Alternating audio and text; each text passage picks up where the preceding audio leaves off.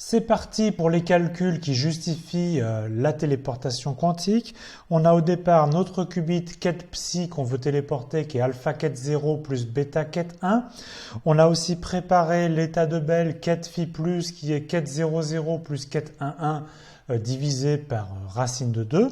Et donc à partir de ce 1 qubit et de ce 2 qubits, on forme le 3 qubits que j'appelle ket phi, qui est donc ket psi tenseur ket phi plus, et donc qui est alpha ket 0 plus bêta ket 1, multiplié par 1 sur racine de 2, ket 00 plus ket 1. Et donc maintenant, je vais développer ce produit pour l'écrire sous la forme explicite d'un 3 qubits. Donc je mets le coefficient 1 sur racine de 2 en facteur. Et j'obtiens donc alpha ket 0 fois ket 00, c'est donc alpha ket 0, 0, 0, plus alpha ket 0, 1, 1, plus bêta ket 1, 0, 0, plus bêta ket 1, 1, 1. Donc voici le 3 qubits obtenu une fois que la préparation est terminée. Alors maintenant, Alice, elle va appliquer une porte C0 sur la première ligne quantique et une porte C0 qui agit sur la seconde. Et donc, en sortie de la porte C0 appliquée par Alice, qu'est-ce qu'on obtient? Donc c'est une porte C0 qui est contrôlée par la première ligne et qui agit uniquement sur la seconde. Et donc dans tous les cas, on ne touchera pas à la troisième ligne quantique. Donc si l'entrée est 0, on ne fait rien sur la seconde. Donc on obtient ici pour le premier terme alpha ket 0, 0, 0. Ici l'entrée de la première ligne est toujours 0, on ne touche pas à la seconde. Donc alpha ket 0, 1, 1. Et par contre ici vous voyez que l'entrée est 1 pour la première ligne. Et donc on va changer le 0 de la seconde ligne en un 1. Et on ne touche pas du tout à la troisième.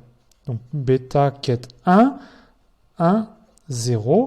Et ici, même chose, on a un 1, donc on change le 1 de la seconde ligne en 0. Bêta ket 1, 0, 1. Et on ne touche pas la troisième.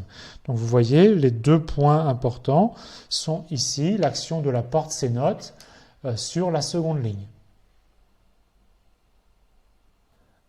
Alice applique ensuite une porte H sur la première ligne quantique. Ça veut dire que ça va changer ici chaque 0 en début de position en ket 0 plus ket 1 divisé par racine de 2.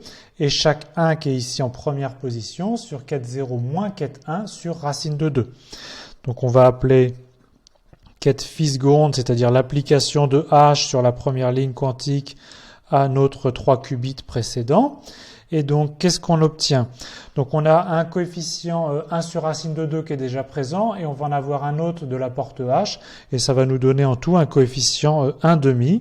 Donc, ça veut dire alpha sur 2 ici, ket 0 est envoyé sur 0 plus 1, 0, 0. Plus ici, alpha sur 2, 0 est toujours envoyé sur 0 plus 1, 1, 1. Ensuite, pour les coefficients avec des bêtas, on va avoir bêta sur 2, 1 est envoyé sur 0 moins 1. Et même chose pour celui-là, bêta sur 2, 0 moins 1, 0, 1. Maintenant, je vais développer tout ça. Donc, c'est parti.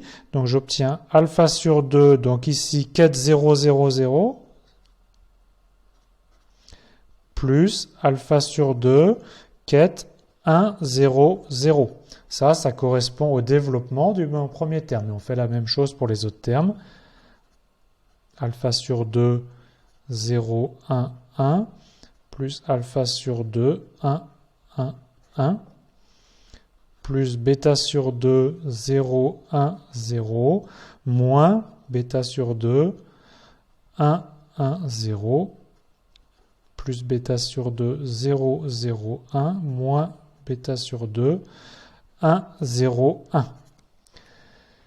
Maintenant, pour préparer la mesure partielle, on va regrouper les termes en regroupant les termes qui commencent par les deux mêmes premiers bits.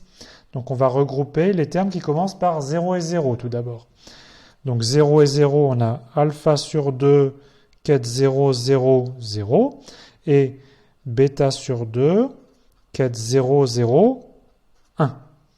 Ensuite, les termes en 0, 1. Les termes en 0, 1, vous voyez qu'on a bêta sur 2, quête 0, 1 suivi de 0.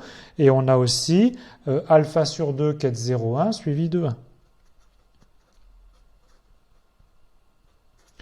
Ensuite, pour les termes qui commencent par 1, 0, j'ai alpha sur 2, quête 1, 0 suivi de 0, moins bêta sur 2, quête 1, 0 suivi de 1.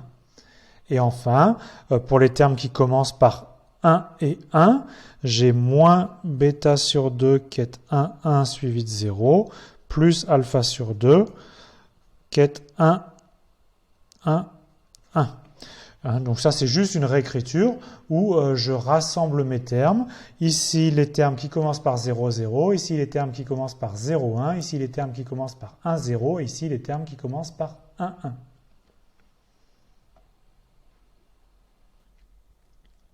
Je me suis débrouillé pour que sur ma première ligne, on ait ici deux termes qui commencent par quête 0, 0. Je vais donc pouvoir factoriser par quête 0, 0.